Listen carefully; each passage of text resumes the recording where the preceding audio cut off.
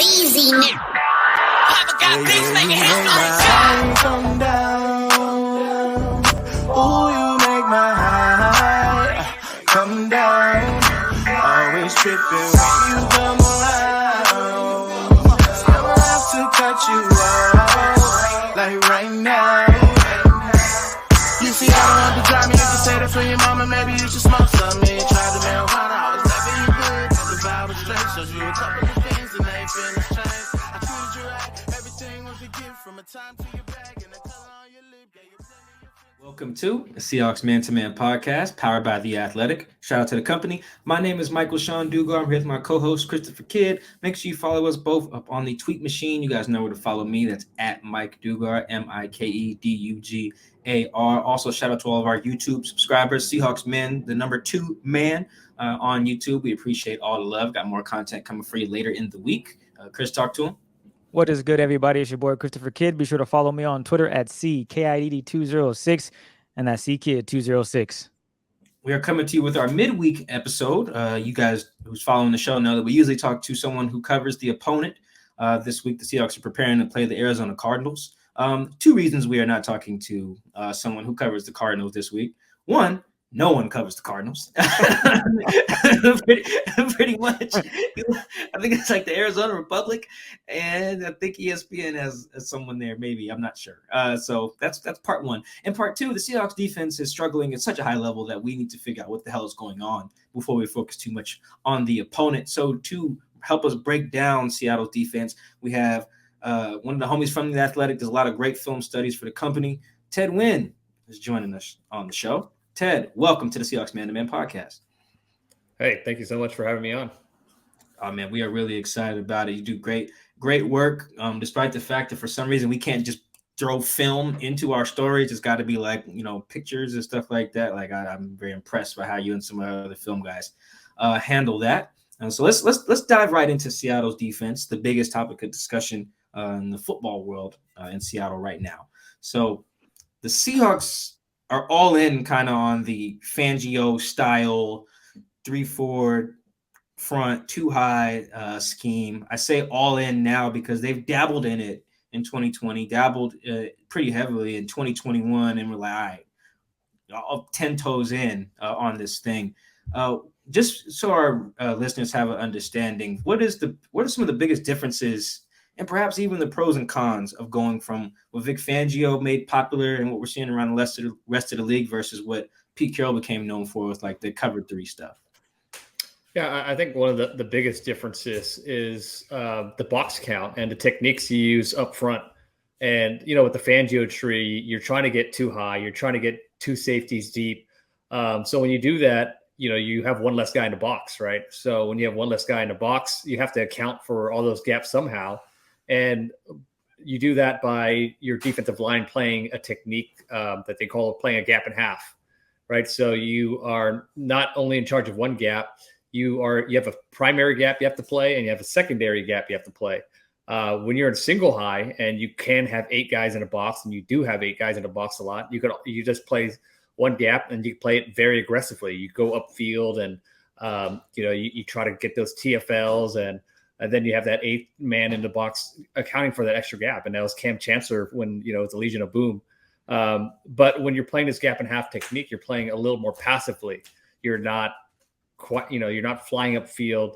And I think one of the troubles with Seahawks defense right now is they are one of the worst run defense teams in the league. And they're getting blown off the ball. And it starts with a defensive line. You see them trying to play that passive gap and half technique, and they're getting driven 5 yards downfield. And, Poona Ford, who has been a pretty good defensive lineman, when I watched him, I was just surprised at how far he was getting knocked back.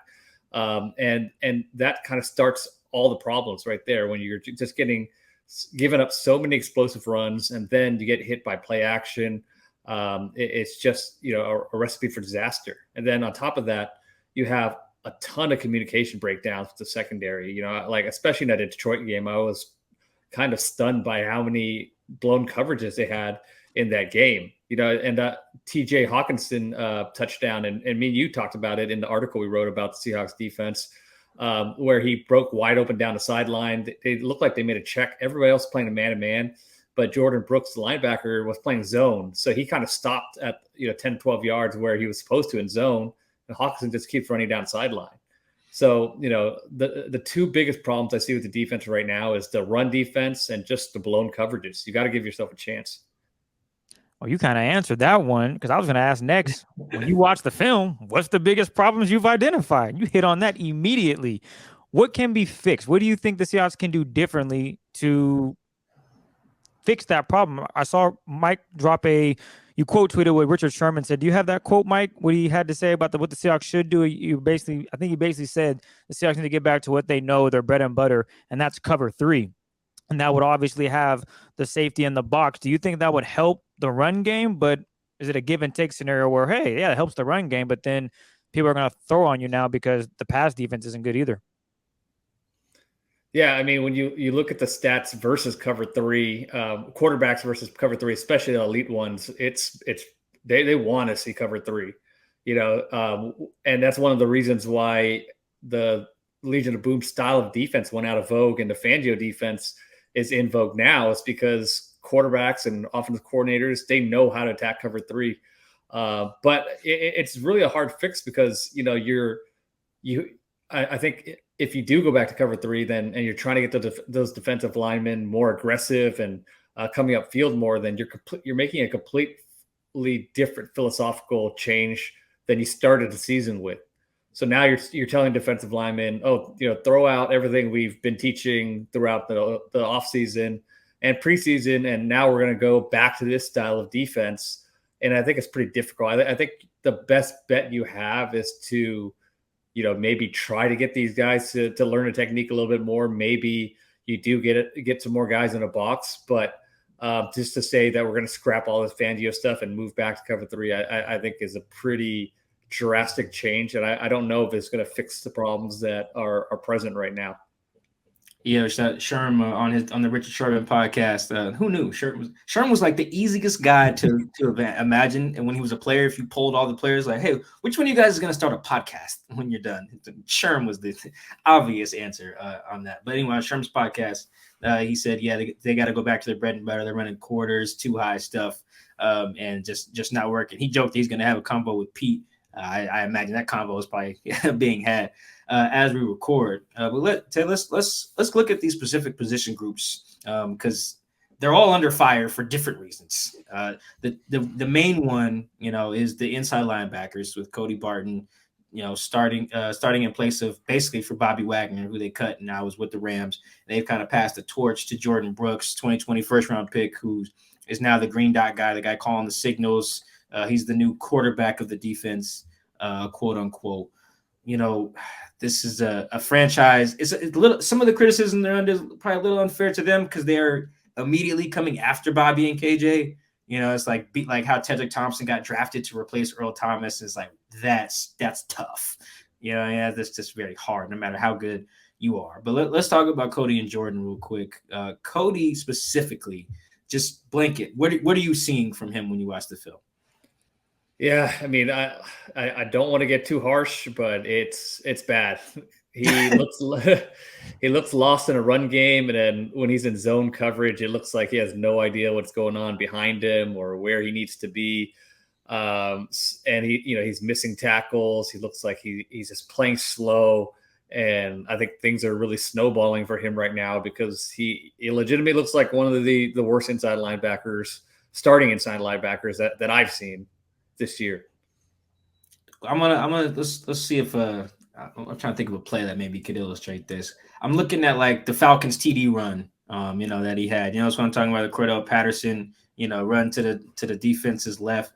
Is some of the stuff that he's doing, is that fixable? Is that maybe all right if he plays more? Because this is his first year as a starter. If he plays more, can you fix some of that stuff? Obviously, you don't have to miss tackles. You just got to tackle a guy. But just some of the awareness stuff, or just looking like he knows what he's doing out there, is that fixable? I think just right now he's not playing with a ton of confidence, and I think maybe he doesn't know the system as well as he should, or if he does, he just doesn't have confidence in what he's seeing, how to line up, and I think it's just snowballing. So I think maybe with more experience and more knowledge of the system, he could gain a little bit of confidence and just play. But right now, it just doesn't look like he's comfortable with what he's seeing, his checks, and I think it's just leading to a lot of very slow and bad play. And it might even help if you have a backup that could come in and maybe give him some time off, give him some time to mentally reset. That could help him right now. But I just think right now he's playing without any confidence in what he's doing. Before we get to Jordan, on the inside linebackers in the Fangio kind of style scheme, what are there just specifically in coverage? Like what are they asked to do, and how are offenses usually trying to attack those guys? I think in a lot of quarters coverage, they're in charge of covering the final three receiver after the distribution. So, sometimes that could be a wide receiver, sometimes that could be a tight end. So you have to be pretty athletic and you have to be able to run with those guys. But you do have a leverage advantage because you are waiting inside for those routes. And then in cover two, you're playing a lot of, hook zone. So you have to be aware of routes coming into your area. Generally in this defense, you got to be pretty athletic to survive. And, I just don't know if he does, because again, it's hard to judge him just because I just don't think he's playing with a lot of confidence what he's doing. And that's causing him to play a step slow. Yeah. Cause Mike and I, go ahead, Mike. No, you got it. Go ahead. Mike and I have talked about it on the show. There are times where Cody's in the right spot, but it feels, you touched on it, he's just not aware. He doesn't have the feel for the game yet. And maybe that is because he hasn't had the starts. He hasn't played as a starter. He's always been, if someone gets hurt, you're next up in line. And now he's thrown into the fire, and maybe he's just not ready. So the hope is maybe in 2-3 weeks, he has the defense down, and instead of questioning where he's at on the field, he goes and makes the play. Because I think, Mike, you wrote in your article, wrote in a story after a game that he's against opposing offenses, quarterbacks are 11-11 when throwing his way. And you go back and look at the film, he's right there. And I think to your point, Ted, he's just not comfortable where he's at and is unsure instead of just reacting and playing football. Yeah, it's pretty tough. I mean, when you haven't started in a while or ever really, it just can be tough when you're thrown in the fire. Let's move to Jordan. Ted, what are you seeing from Jordan Brooks, the new signal caller on this defense? Yeah, I even before this year, I always thought Jordan was a really good player. I thought he was underrated in coverage. He was always in the right spot. This year, I think he's still that same player, but he's having to do a lot more and just having to chase and try to fill in for spots that, where they're lacking in this defense. So it seems like there's too much to make up for. And I don't think and I think there's very few guys that can be elite enough to make up for all the problems in this defense right now. But I still think he's a very good player. One of the things that we've talked about on the show is that unless you just either change the scheme or bring in entirely new players, two things that are like not practical in the middle of the season, coaching staffs are largely asking guys, hey, play better, which is tough. But the question I always, push back is, all right, who are you asking to play better? How much better can you expect them to play? And then how long will that take? So I'm going to throw a little bit of that to you. Like with Jordan in particular, I want to focus on him. How much better can we expect Jordan to reasonably play? He feels like he has a bigger sample size to work from in that regard. So how much better do you think he can play? When I watch the defense, I see so many other problems that I can't really say that he's the problem. There's definitely some things that he could do better. But I don't see him as a problem. And there's so many other areas that I would address rather than looking at Jordan. I know that's not a great answer, but that's all that I could think of when judging Jordan. I would just say it's hard to judge him amongst everything that's going on, but I think he's a good player. Honestly though, that's probably a little bit of good news here, identifying the guys who aren't problems. Because like you said, it feels like Seattle gets a lot of national attention, maybe not as much this year, but the attention that they are getting is either like people who watch film or whatever. It's either A, on Geno, which is warranted, or it's like, wow, look how bad Seattle's run defense is. So in identifying those problems, if Jordan's not high on the list of them, that is good. That is legitimately good news. Let's move to the D line. Just one last thing, like you obviously you want to see him come up to the line aggressively and get some TFLs or make some tackles at the line of scrimmage, but at the same time, there's like defensive lineman getting pushed into its lap, So that's kind of where I'm at with Jordan. It's just hard to judge. Yeah, the linebacker position, Bobby Wagner would tell us this all the time. Like I need my guys up front to keep me clean. Keep guys off of me. He would always, every time he has a big game, he would always shout out the D line. He was very similar to a running back shouting out his O line in that way. It's like, yeah, shout out to me, Bane, or whoever, Q Jeff, Puna, Big Al. It was like, yeah, those guys make my job easier. So as we look at the D line, I talked about Puna. Is there? I know Big Al's playing well to you, right? Are we all agreeing there, Ted? Are you seeing that like 99 is playing well for this defense? Yeah, I think he holds up his end of the bargain. He's not one of the guys I see get pushed back very much. Going back to last year, I thought he is a pretty good nose tackle and holds up at the point of attack. So what is Al doing that the other guys just aren't? Or they got so much different responsibilities than everyone else? Like where can maybe Q Jeff, Puna, Brian, how can they get better in this scheme? Like what aren't they doing? He's not getting pushed back. He's holding his gap. He's playing his technique. He's, holding strong against double teams. And I haven't watched a ton of Puna Ford before this year. I knew guys, a lot of people liked him before, but man, when I watch him, he's one of the guys that constantly just gets pushed back behind the line of scrimmage. And with Quentin Jefferson, he's a single gap guy. When he was in Seattle, he was really good playing single gap. When he was in Las Vegas, he was a really good single gap guy. So I'm not sure if he's quite the right fit for this type of scheme. And Shelby Harris, he hasn't played. Has he played every game, or he's missed a couple of games? Yeah, he didn't play against the Falcons, and he got hurt like 3 snaps into the Niners game in week 2. So he's really only been in the Lions game, and he obviously played against Denver and played against the Lions, and then he just played against the Saints in week 5. Okay. Yeah, I mean, he's a guy that has experience in this defense, so I would have expected him to be a little bit more of an impactful player. So one thing following the trend of bringing in former Seahawks commentary is that KJ Wright actually a few weeks ago said after the Falcons game, he was like, yo, the only guy who's built for this scheme is Al Woods. And he talked about how, like what you're saying, Al can hold 2 guys or hold 2 gaps, whereas Quentin and Puna are more built to attack versus, being more patient. If with that being the case, to fix the run defense, can you just maybe you can't change the whole scheme, but can you just like, all right, we're going to make our guys be more aggressive. Is that a change you can make in a week or during a bye week, just in the middle of the season to maybe help out Shelby, Puna, and Q Jeff in the run game? You could. I mean, I think it will take if you do that, it's going to be a philosophical change on every level. It's not just with your defensive line. So if your guys are getting pushed back and you feel like, these guys are who they are, and we can't, force them into a role that they don't fit in, then maybe you do make that change. And it's possible because, the Niners are a single gap team and they play a ton of 2 high too. So you can't do it, but it's going to take a philosophical change on multiple levels for them to do it. And and who knows, that might be the best move for them. But it just know that it's going to be difficult and it's going to take buy-in from every level of the defense.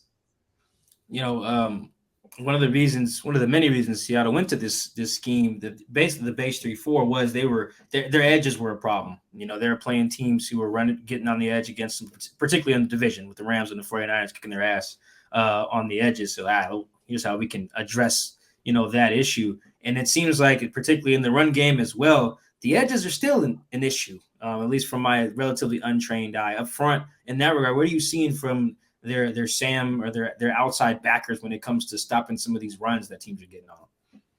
Yeah, I think Nwusu was – am I saying his name right? Nwusu? That's a good It's either question.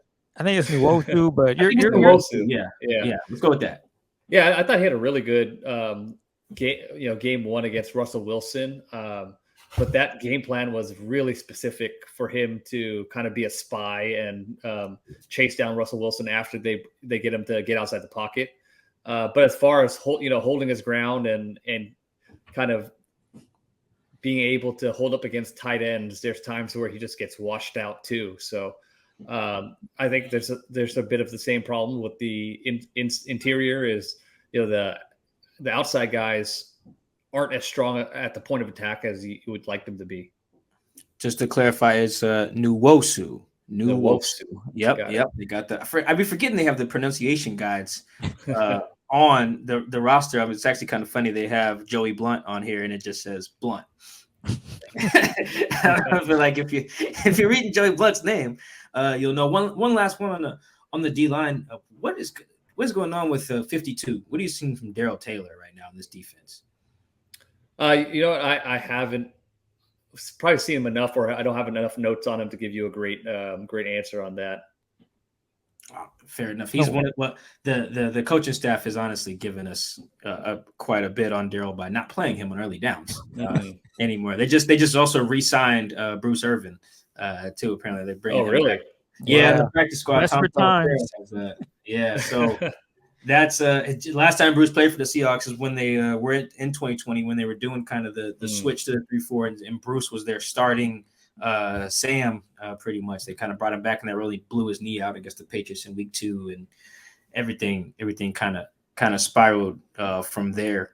So Chris, I don't feel it's weird, man. I thought the D line would be solid. I thought that would be the strength of the group. I'm sure Clint Hurt thought the same thing coming into camp. That's just not been the case through 5 weeks. I'm pretty sure on multiple podcasts we said, "Oh, D line, I think we'll be great there. We're gonna have Darrell Taylor looks like he's faster this season, but so far, that's one thing we haven't seen." But I will look at something that does show a little promise, and that might be the cornerback room, especially with the way Tariq Woolen and Colby Bryant are playing. Colby Bryant he gave up a touchdown to Chris Olave, great route, just didn't recover. But I want to get your thoughts on Tariq Woolen and Colby. Were you high on them when the Seahawks took those guys in the draft? Did you think that would be a good fit? Yeah, I thought Tariq Woolen was a perfect fit for the type of corners that Seattle wanted. Super athletic, lengthy. But even I did not expect him to be playing as well as he has early on in his career than he is now. I thought it would take some time for him to develop, but he's really playing at a high level. And I think he has 6 penalties, which is the only blemish on him right now. He has to clean some of those things up. But he's a playmaker. He's around the ball. He's covering guys up. So I think they hit big on Tariq Woolen. I think he's just going to continue to get better. And before the game against the Saints, I thought Colby Bryant was just not playing very well. I think he was just giving up way too much cushion to guys. Sometimes it looked like he didn't understand where his leverage would be, and they were giving up a lot of yardage to guys in the slot. And I thought Colby Bryant was a big reason for that. But I thought he looked better against the Saints. I thought he was playing guys tighter. I thought he was a little bit more aggressive. And like you said, he did give up that touchdown to Olave, but it was pretty tight coverage for the most part. So that was a pretty encouraging game for Colby Bryant. What do you want to see improvement on from Colby? I know you said he's coming up more, not giving so much cushion. Is there anything else that you've identified that you can say this is where he can improve and allow the Seahawks defense to get better in the secondary as well? Yeah, just understand where your leverage is. And yeah, I mean, I think you can't be afraid to play guys tight and to play aggressively. Play some aggressive coverage, and you can't play off, and you can't just turn your hips downfield forever, or you're going to keep giving stuff up underneath. So I just want to see more aggression from him moving forward. And I'm sure he's scared of even with the big play. When he's turning his hips too early or giving up all this cushion. But for you to get better and for you to understand how to play tighter coverage and balance that out in the NFL, you have to take some lumps, and I thought the game against the Saints was an encouraging one. Do you see him as a good fit as a nickel? Because in college, he played outside, and the Seahawks were pretty adamant about putting him at the nickel spot. Do you think that could be part of the reason why he's not playing to the level that he could, or just comfortable being in this scheme, you think? Yeah, the one thing that's still up in the air is he physical enough to play the nickel? Because as a nickel, you're going to have to be part of the run fit sometimes, and you're going to have to blitz, and you're going to have to mix it up with some bigger bodies. And I think that part of it is still up in the air. I thought he was better in coverage against the Saints, but I think that'll be the question mark for the rest of the season is can he hold up physically in the nickel? Yeah, because I remember the preseason game against the Steelers, Pickens off the line of scrimmage just shoved my man. I don't know if you saw that clip, but he shoved him. I remember that. He just destroyed him. I was like, that's not a good look, especially if you're going to be playing, nickel. And to your point, you got to be able to get in there and fill those run gaps. And that's tough to do if you got receivers that are shoving you around. So hopefully improvement there continues. But I want to go back to Tariq. This dude, man, go gadget arms. He doesn't give up much deep. If there's a critique from you outside of the penalties, where do you see, okay, this is where he can get better outside of the penalties? Yeah, I think just his technique with his hands, and I think that leads to the penalties too, right? If you're a little undisciplined with your hands and feet, sometimes you just end up grabbing and lunging. And I think that'll just get better with experience. The more receivers he sees, the more he gets used to NFL speed. The more film he watches, he's just going to be more comfortable, and he's not going to be, he's going to, instead of being a little late where he has to grab, he'll be early. He'll be there in time. So, not a ton. Not a ton of critique right now, just because he's making plays. But the penalties and hands are the things that he needs to get better with. And that's when Richard Sherman talked about the Seahawks should just go back to their bread and butter and cover 3. I'm thinking, to be honest, if Tariq, all he has to do is not get beat deep, I think he'll be just fine. Don't see too many guys running by Tariq unless you catch him on a double move. But through the first 5 weeks, he hasn't been tested that way. He's literally been locked down, and that's good to see. So maybe Sherm has a point there, and they could do that, but it's just everyone else defensively, at least cornerback-wise, can they fill their role? Can they step up and make plays? Mike, did you have anything on the defensive end before I switch to the Geno? Yeah, because there's some other we're gonna get to King Gene as well, but like Ted in the joint piece that we wrote together last week for The Athletic, you like as 13 Josh Jones, excuse me, he's not tackling very well, and they benched him. For Ryan Neal, how much do you think just putting someone else other than Josh in there and that role can help some of the run defense too, considering how many missed tackles Josh had earlier in the year? Yeah, I think with Josh, he just did not look like he was very comfortable reacting and coming up towards the run and trying to make tackles. He was just late whenever they did come when he recognizing a run, and when he did come up to run, you didn't see him kind of come up at the angles that you want him to see him. He was kind of moving horizontally instead of coming up and closing in the space. And when you do that, you give the running back more time and more space to make a move on you. I think there's some things that are very hard to teach and get down with Josh Jones as far as run defense, which is why I think they made the move to ultimately bench him. They kind of try to stop those explosive plays. I guess I'll stick to defense. I got one more for you, and it's regarding Quandary Diggs, because I've watched the film, and I don't think he's played bad, but I know he's been put in a position where he's having to do a little bit more than he has in Seattle, that is, than years past. And when you watch Quandary, what are you seeing from him, and where can he be better at? I know he's missed a few. I mean, last game on Sunday against the Saints, he did miss a tackle that resulted in a 60-yard touchdown by Taysom, But outside of that, how would you say Quandary is playing this season? Yeah, I've noticed that he is to blame for some of the big plays and explosives too. And I didn't expect that, because I always thought Quandary Diggs was such a solid safety. So he does look like he's playing a beat slow, and it's kind of hard because, like we talked about, there's so many things that's going wrong in his defense, miscommunications. But at the same time, you just want to see him play a little faster and make a few more plays. Like, that touchdown that Taysom Hill threw, he was on the back end, and the crosser was running right towards him. And it just didn't look like he reacted fast enough. And, maybe he was just waiting for Taysom Hill to run. But I just want to see him play a little bit faster. And it's just hard because there's so many things going wrong. I think everybody's playing a beat slow right now. Yeah, man. The Legion of Boom really just not spoiled the fan base, but it just set such an unreachable standard in so many ways. And it just, oh man, that's just, it's so hard for some of these guys to come in and then not only come in and you come into the Seahawks building and there's all these pictures on the walls that are just like, I'm talking like massive pictures that are like Sherm plays, Cam plays, all these plays. And then not only are those guys like on the walls, they're in the building. Sherm will stop by, Cam will stop by. I'm like, hey, this is how you play. This is what you do. This is what we did. And it's just, man, they're just not living up to that, even though they want to. All right, Ted, I'm going to give you promotion real fast. Congratulations. You are the assistant head coach on defense for the Seahawks. Congratulations.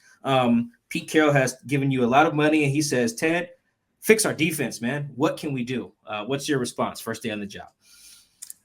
I think the first thing that could get fixed is communication. Maybe we do cut down on some of the coverages we use and trying to disguise so much and playing some exotic defenses. Maybe we just cut down a few of those things and make sure that we could communicate and do the things that we need to give ourselves a chance. First of all, I think as coaches, that's the one thing that, we have agency over is just making sure that our guys are in the right place. And sometimes we have to cut down some of the fancy things we want to do to make sure that our guys know what they're doing.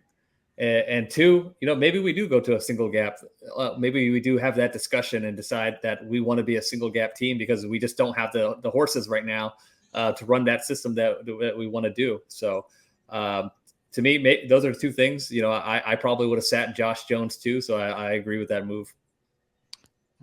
That's worth six figures right there, Ted. There you go. Congrats. That's a great first day on the job. You just fixed the Seahawks in about 30 seconds. So that's excellent. I do want to go to King Jing, as Mike and the homies in the group chat have now given him the nickname. We got to find out something. Is there any? There's no nickname you can think of. Jing, man, that's a cool nickname. I think it's cool, but I think there's a better one. I just can't think of anything. Maybe it'll come to me. Ted, you got anything off top, man? Nickname for Geno? I don't have a nickname for him, but I have a nickname for what's going on right now. Geno Volution. That's terrible, but no, I actually like that. I get exactly where you're going. A new evolution of offense with Geno Smith running it. I love it. Exactly. I'm in. Mike, what do you think? I'm trying to see how that would spell that. I'm like writing it out on my computer to test because okay. All right. I spelled it wrong. All right. Okay, I can rock with that. I can rock with that. We can go. The bottom line is he has earned some type of nickname for something. Yes. For this being the I ain't right back season or whatever, because that guy is playing out his mind. Yes, he is, and I think I think we would all agree that it's pretty rare. Almost can't even say the word rare that we're witnessing such a transformation with Geno, a guy that we've seen a couple of stints here and there, making bad plays, aka holding the ball too long, fumbling, throwing an interception. Although the interception against the Rams last year wasn't his fault, but against the Steelers, he just held the ball too long, and TJ Watt was able to make a play, force a fumble. But since that point on, with that training camp, I was watching them throw against the air. It didn't look great, and all of a sudden, season starts. He's doing check downs, not really throwing it. And then Pete's like, we're going to allow him to air it out because he can throw. And everyone's like, okay, Pete, we're trusting you again. We'll see what happens. And Geno has lit the league up. Go ahead. No, it's unbelievable how well he's throwing the ball right now. I mean, when you see him throw back foot lasers, dig routes, he looks like one of the best throwers, just pure throwers of the ball in the league right now with the velocity and spots he's throwing into. It's one of the most stunning storylines of the season, I think. Is this a product of him knowing the offense and just being around the Seahawks and understanding what Pete wants to run? Or is he actually just that good? And we honestly went under the radar. We just didn't know because he's always been known as the backup, the guy that can come in if something were to happen. I think as far as arm talent, he's probably always had that. I mean, you don't just learn how to throw like that out of nowhere. But as far as making better decisions and just being more comfortable in this offense, that's definitely factors this season that's helping him, taking the steps that he has as a passer right now. One of the things he was really bad at last year, like you guys said, was he held onto the ball too long at times, and his stats under pressure were pretty terrible. But this season, I think he's doing a really good job of balancing when to check down and when to extend the play and try to create a bigger play. And we saw that against the Saints, where there was a few times where he did hold on to the ball and try to manage the pass rush to find some opportunities downfield. So right now, I think he's doing a pretty good job of being knowing when to be aggressive and when to just check the ball down.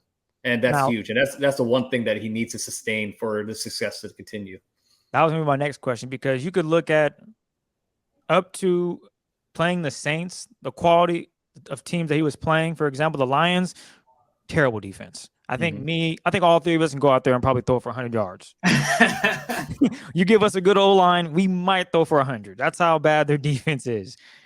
And then you see them go against the Saints defense. You're like, okay, this Saints defense is not bad. That's actually a pretty good defense, especially in the passing game. But the corners they have, safety play, linebackers are pretty good as well. And then Geno continues that. You talked about sustaining it. Do you think he can sustain it as we get into, maybe you look at the Giants, the Chargers, maybe even the Chiefs, even though their defense doesn't seem to be all that great, but just in a shootout where Geno can keep you in the game, but can your defense maybe make a play here and there? Can he sustain that, you think? Is that possible? I think it's possible, but when you look at some of his numbers, especially the deep ball numbers and the numbers under pressure, I think those numbers might be hard to maintain because they're so ridiculous right now.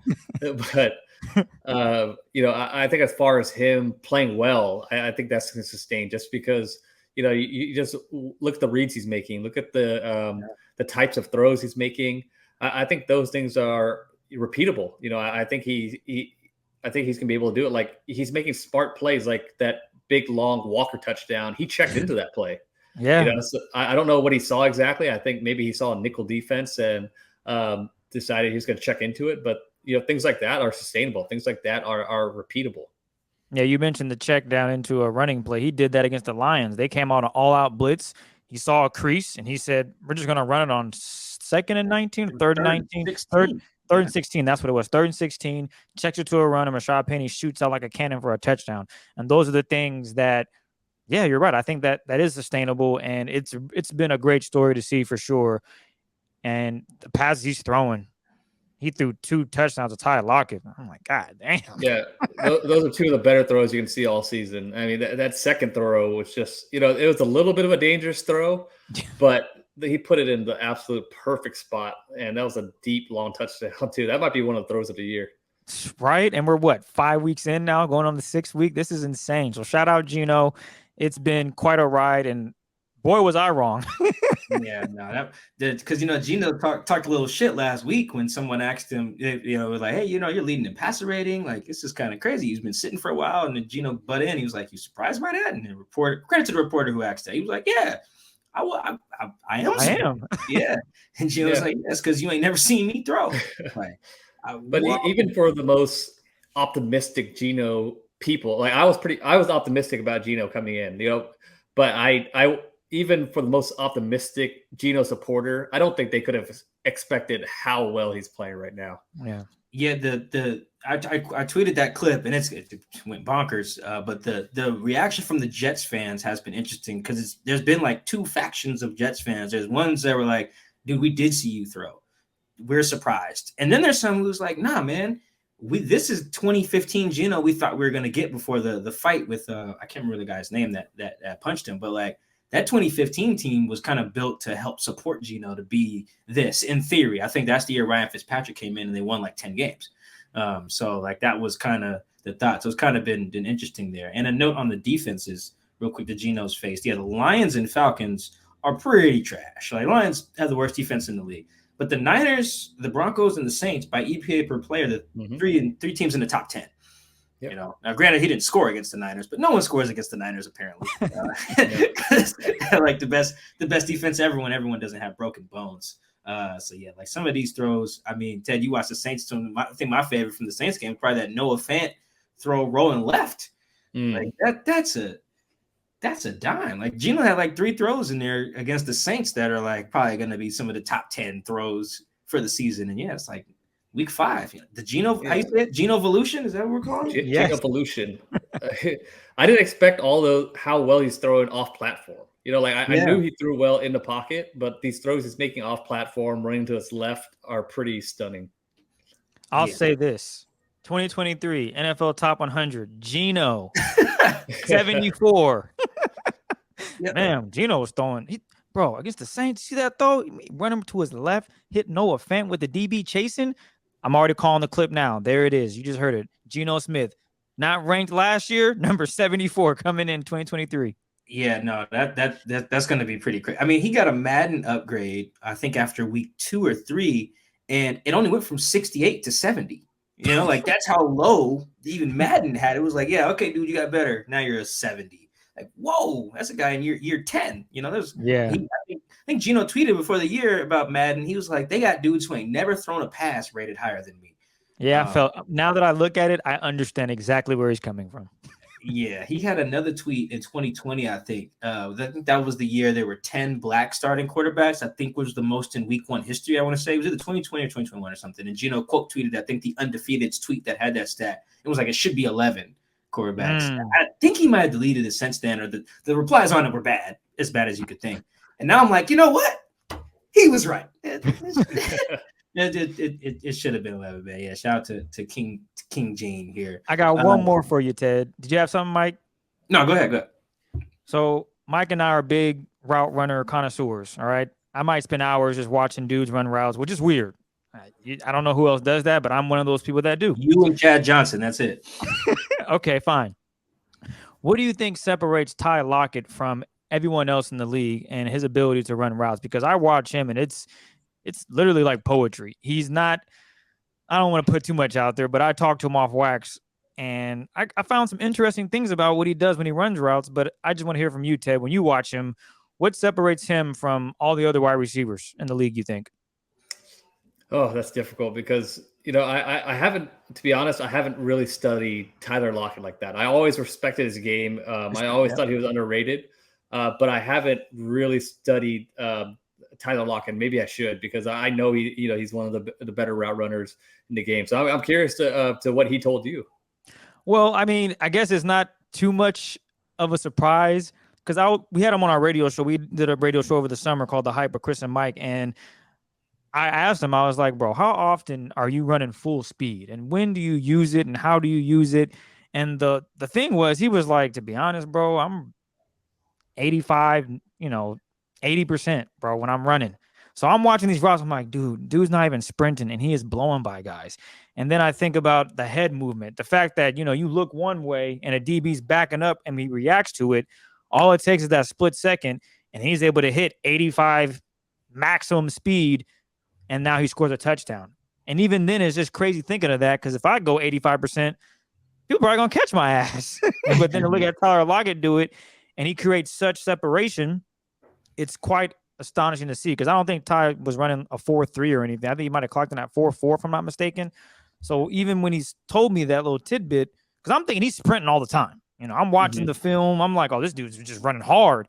And it's just like, no, he's at a really comfortable pace where he's able to control his movements and make the defender react, because ultimately Tyler knows where he wants to go. The defenders have no clue. And I just wanted to get your thought process on that. And then, like you said, you just got to watch a little bit more of Tyler Lockett. And so do I, because I'm still learning stuff. Just rewatching the film on the game against the Saints, I'm like, God damn. I want to count how many times he ran a corner before that allowed him to get to that corner post, because you had to set it up. And if he ran maybe 2 corners earlier and the ball didn't come his way, the defenders, he's like, damn, he done ran 2 corners on me. One of these is going to get thrown that way, and then he breaks back to the middle of the field and it's toast. So, okay. But yeah, that was it. Yeah, I think that route you're talking about, the first touchdown against the Saints in the end, is they I don't know how much, there was like 12 seconds left. So that corner is playing the safety is playing the sticks, like not the sticks, the sideline.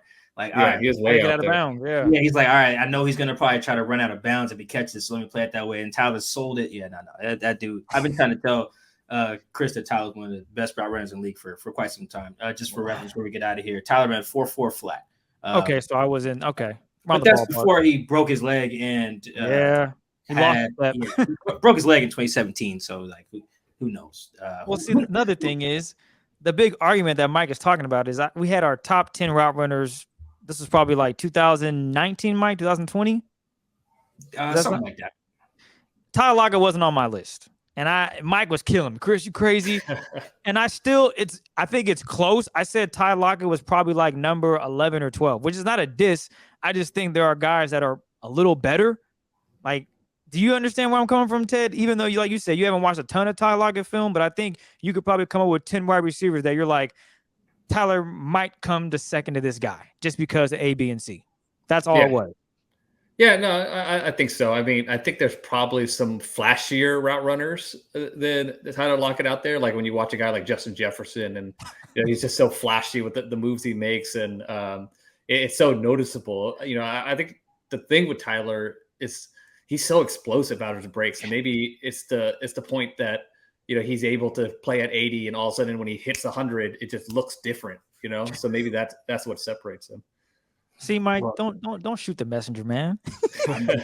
I'm just gonna throw this out here before we get Ted out of here that ESPN has kind of debuted its new kind of open score, that's new analytic basically just new metric they have track receivers and who gets open the most. Who's number 1 through 5 weeks? Tyler.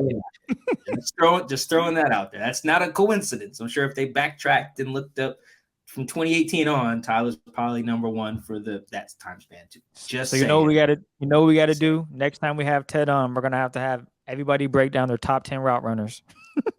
That's fine. I'm more than we need to get Seth on here too. Seth, who works for ESPN, that I think is behind kind of generating that metric too. Just saying, number 1, not Cooper Kupp, not just Jefferson. Tyler, number 1. Ted, you got anything you want to plug? You got any film study reviews you got coming up for the week, or that you have out that you want to plug while we got you here? Yeah, I was so tempted to write a Geno article this week, but I was like, man, I already wrote about the Seahawks last week, so I'm writing a story about the Giants offense right now and how coaching has not just the Giants offense, their entire team, and how coaching has really given them an advantage, on both sides of the ball. Yeah, no, that's as someone who might pick up Daniel Jones this week in fantasy, that might be. You're desperate. Yeah, no, I'm very desperate. I'm on one, and I think in the league that I'm going to do that, we only have 4 bench spots, and the Raiders are on a bye. I have Derek Carr, Devontae Adams, Josh Jacobs, and their kicker. So that's 4 dudes all on a bye. So that's my entire bench, and those are not 4. I'm not going to drop any of those guys. I can't. Yeah. Carr's a good quarterback. Devontae's one of the best receivers. Jacobs top 5 back, and then Daniel's the best kicker in fantasy by ESPN's scoring. So I'm desperate. Yes, might pick up Danny Dime. So yeah, I beat Patrick Mahomes and Kelsey this week thanks to Taysom Hill. I plugged him in at tight end. Yeah, I'm sure Ted said, "Oh, Saints going up against the Seahawks. Let me get Taysom right now." Go ahead.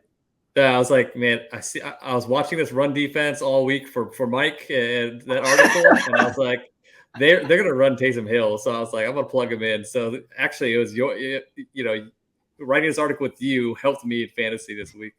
It's funny. I told Mike after the Falcons game, I said, bro, if you want to have a career day, play against the Seahawks defense, running back or receiver, or tight end, that is, because it's been Cordell Patterson when the Falcons play the Seahawks, TJ Hawkinson, and then Sunday. Mike, who was it again? Taysom Hill, man. Taysom Hill. Yeah, and they're playing the Cardinals this week. It's somebody. Yeah.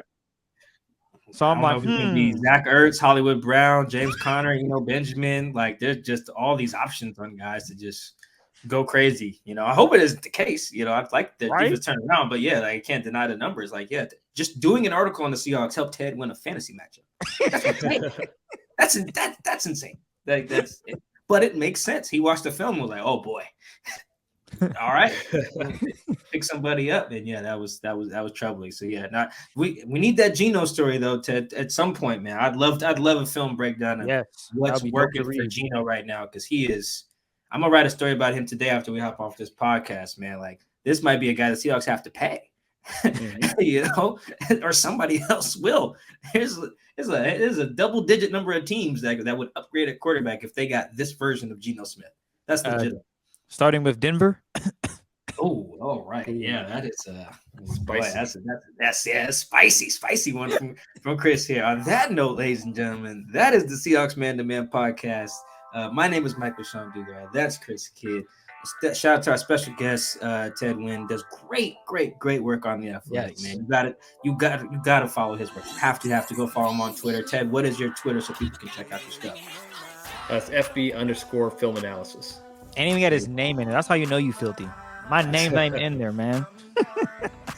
That's how you know what you're gonna get too. You're gonna get great film breakdowns. It's gonna be just great stuff, man. Between you, Dane Brugler, Nate Tyson, Deontay Lee, I just can nerd out on our site for hours. It's just so great. So thank you, Ted. We appreciate you. Thank you guys for listening to Seahawks Man to Man podcast. We'll catch you next time. Make sure to subscribe on YouTube, Spotify, Apple, The Athletic. We appreciate the love, and we're out.